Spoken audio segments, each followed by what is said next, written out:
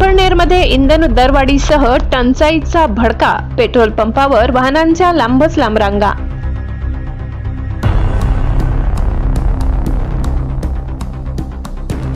केंद्र सरकारने पेट्रोलच्या दरात 3 रुपये 11 पैशांची मोठी वाढ केल्यानंतर त्याचे थेट पडसाद आता पिंपळनेर शहरात उमटू लागले आहेत। इंधन दरवाढीमुळे सर्वसामान्य नागरिक आधीच चिंतेत असताना शहरातील बहुतांश पेट्रोल पंप बंद असल्याने वाहनधारकांच्या अडचणीत मोठी भर पडली आहे। विशेष म्हणजे पंतप्रधान नरेंद्र मोदी यांच्या एका विधानानंतर इंधनाबाबत जनतेच्या मनात संभ्रम निर्माण झाला असून त्यामुळे पेट्रोल पंपांवर मोठी गर्दी उसळल्याचे चित्र आहे।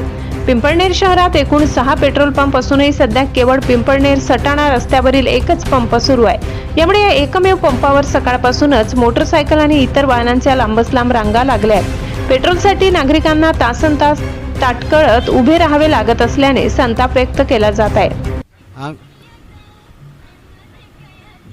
सुट्ट्यांमध्ये गावाकडे आलो, पण गावाकडे येऊन इथं फसलो आम्ही आणि उद्या आता आम्हाला जनगणनेचे कार्यक्रमाला जायचं, जनगणनेचा प्रोग्राम लावलेला सरकारने। डिझेलची अशी अवस्था आहे, कसं करावं सामान्य माणसांनी आता?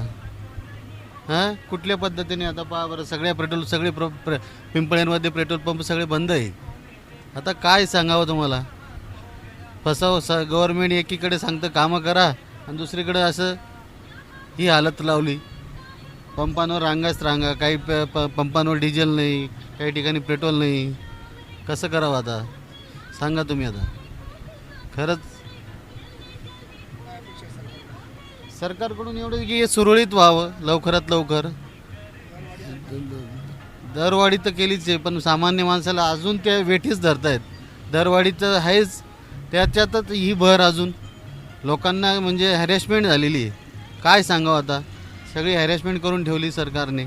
एकीकडे सांगतात की सगळं सुरळीत चालू आहे आणि इथं काही सुरळीत दिसत नाही। परत दरवाढीचा बोजा सामान्य माणसांवर, महागाई परत वाढते दिवसेंदिवस। ग्रामीण भागात तर हेच ना, ग्रामीण भागात आल्यामुळे हे दिसतंय चित्र। ग्रामीण भागात तर सगळे विस्कळीत झालेले आहे। आता समजा शेतकरी आहे, शेतकऱ्यांना कांद्याला भाव नाही, जो पिकवतो त्याला काहीच भाव देत नाही आणि त्याच्यातल्या त्याच्यात आता ट्रॅव्हलिंग वाढेल, ट्रॅव्हलिंग वाढल्यावर परत अजून तो बोजा, त्यानंतर रासायनिक खतं वाढतील, सगळे बियाणे वाढतील, परंतु शेतकऱ्याच्या मालाला एकही काही त्यांना भाव वाढ होत नाही। सगळी निर्यात बंद करून ठेवली गव्हर्नमेंटने। तर सामान्य माणसाचा कुठंतरी विचार व्हावा आणि सामान्य माणसाचा आवाज हा सरकारपर्यंत पोहोचावा, हीच आमची अपेक्षा आहे। दुसरीकडे डिझेलचा साठा उपलब्ध नसल्याने ट्रक, पिकअप आणि व्यावसायिक वाहनधारकांची मोठी गैरसोय होत असून वाहतूक व्यवस्था विस्कळीत होण्याची भीती निर्माण झाली आहे। या परिस्थितीवर बोलताना नागरिकांमध्ये 2 गट पाहायला मिळत आहेत। काहींनी वाढत्या महागाई ही दरवाढ कंबरडे मोडणारी आहे अशी संतप्त प्रतिक्रिया दिली, तर काहींनी आंतरराष्ट्रीय परिस्थिती पाहता हा निर्णय अपरिहार्य असू शकतो असे मत मांडले। मात्र दरवाढ आणि टंचाई या दुहेरी संकटामुळे सर्वसामान्यांचे बजेट कोलमडले आहे। प्रशासनाने या कृत्रिम टंचाईची दखल घेऊन तात्काळ पुरवठा सुरळीत करावा आणि नागरिकांना दिलासा द्यावा अशी मागणी आता जोर धरत आहे। Bureau report, Pimpalner. सहसंपादक अनिल बोराडे।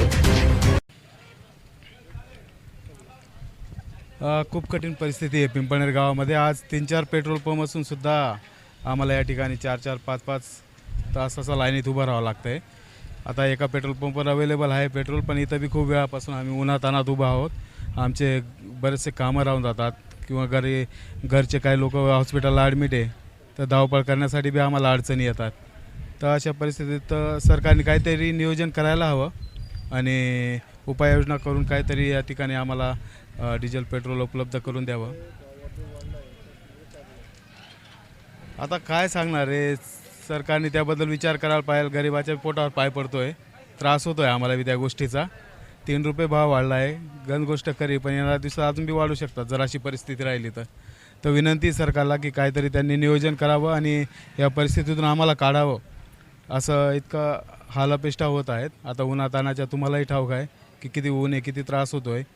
तर उपाययोजना केली पाहिजे आणि पिंपळनेरमध्ये पेट्रोल डिझेल उपलब्ध करून द्यायला हवी, हीच आमची विनंती सरकारला। बस। बरीचशी गर्दी जमलेली आहे, थोडेसे भाव वाढलेले आहेत, पण साहजिक आहे युद्धजन्य परिस्थिती असल्यामुळे थोडेसे भाव वाढणं साहजिक आहे.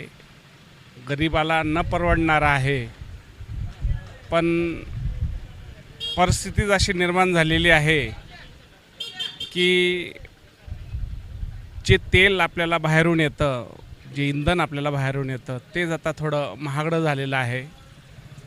तर हे आपल्याला एक रोजच्या याच्यात हे धरूनच चालावं लागेल की ह्या काही गोष्टींच्या किमती निश्चितच वाढणार आहेत. अर्थात तिथं आपण आपलं स्वतःचं उत्पादन नसल्यामुळे बाहेरच्या